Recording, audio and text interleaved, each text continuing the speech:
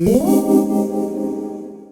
live in a very extraordinary time. It's a very different world than even it was like 5 months ago. Right. Especially with respect to sexuality. You look at the sexual revolution in the 1960s and how that just kind of changed the way we look at sexuality as a Right. society, typically. So, what is like before we get into some specific issues? What's some like general like thoughts on like where we are as a society and kind of like, just living biblically faithful through the world we are in right now? Yeah, it is a lot for us to be alarmed about when we're Mm, seeing even how discussions of race and mm, for example, the color of our skin or where we're from, how that has now been conflated with mm, either sexuality or transgenderism. So even right now with all the racial tensions, you know, with one of the main movements now addressing racism from a secular perspective, when you go to their website, what you find is one of their primary goals is actually refuting, heteronormative thinking. mm, It's actually uh, kind of advocating for transgenderism rights, and it's mm, just interesting how that just dovetails right in so easily, and our youth and everyone is just accepting it. Of course, we're going to come alongside that and be an ally. And people just aren't able to differentiate between how I can advocate for a person, mm, but then not actually affirm this incorrect identity. And really it comes down to, so yes, as I see all this, what my point of this is, as much as we get frustrated with this, for me, it breaks my heart, as mm, Jesus wept over Jerusalem, with all of its immorality or pride and Pharisaism. I also look at the world today, even just focusing here in America, there's so much to be angry at and frustrated and want to just combat it. But it breaks my heart. And I never want to lose that empathy for the lost, because mm, I don't want to make it so much an us versus them, although it is truth versus uh, untruth. But I want it to be always a focus upon winning lost souls, because mm, it does come to identity. Why is it that people have conflated, for example, race or one's ethnicity with their sexuality? Because in people's minds, they view that just as race is an ontological category, then so is sexuality an ontological category, meaning this is who I am, not simply what I do, not simply what are my desires, what are my mm, attractions, but they have completely viewed this as who we are. And that's incorrect. mm. And if we as Christians get that first, that's so important.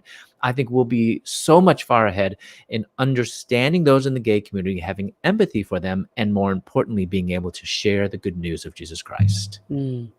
Yeah, it's really good stuff. So we'll go to some specific issues now. We're going to talk about three if you guys are listening. Also, if you have questions, feel free to ask them in the live chat. We'll hopefully get to some at the end, or we will. The first thing is you mentioned this idea of transgenderism. Mm-hmm. Obviously, it's becoming more of a thing, and there's just so much that could be unpacked here, and there's a lot of different scenarios and things you could deal with here. But as a Christian, how do you look at the idea of transgenderism, and how do we kind of look at this from like a biblical perspective?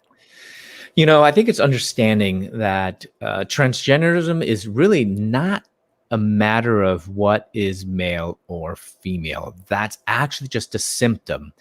At the core, what transgenderism really is about is what is true Mm, and what is real. Because the world says if you feel something, if you think something, that's your truth. mm, And no one has any right to tell you anything different. mm, What does the Bible say?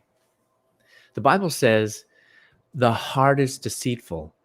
Above all else, who can know it? Jeremiah 17:9. Paul says in Romans chapter 12, verse 2, do not be conformed to this world, but be transformed by the renewing of our minds.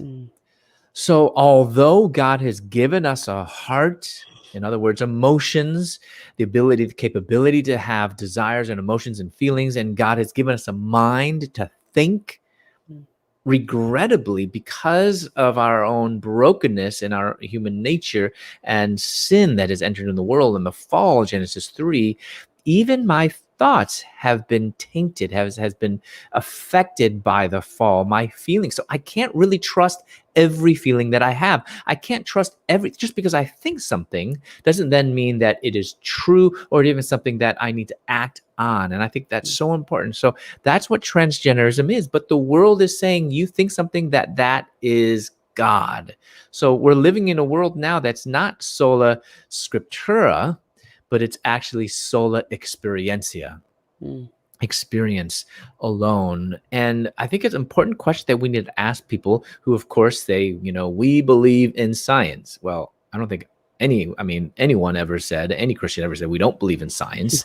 We just recognize the limitations. Science is not absolute. Yeah, we believe in science is a philosophical claim. So, Right, exactly. And science is not purely objective. I mean, as a scientist, I'm Chinese, and I'm going to throw in my, stereotype.